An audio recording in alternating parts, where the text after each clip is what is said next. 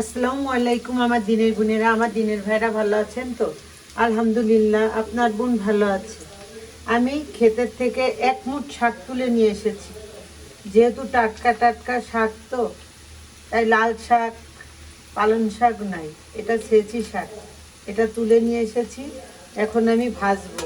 উপকরণে পেঁয়াজ, রসুন, শুকনো ঝাল আর তেল দিয়ে হালকা একটু লবণ দিয়ে নিয়েছি।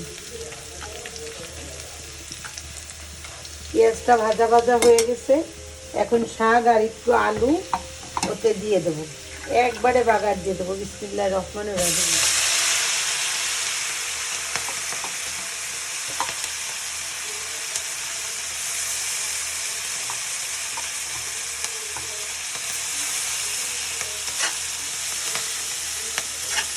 সবুজ শাক চোখের জ্যোতি বাড়ে, আর এটা প্রকৃতি, এটা হলো দেয়, আল্লাহর প্রদত্ত জিনিস। এটা লাগানো লাগে না, এটা মাঠের আলে হয়ে থাকে।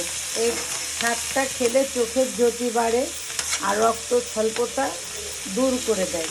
যদি প্রতিদিন এক মুঠ করে শাক খাওয়া যায়, তাহলে সেই শাকে চোখের জ্যোতি আসবে আর রক্ত স্বল্পতা কমবে। যদি ভিডিওটা ভালো লেগে থাকে, ভালোবেসে থাকেন, লাইক কমেন্ট শেয়ার অবশ্যই করবেন। আল্লাহ হাফেজ।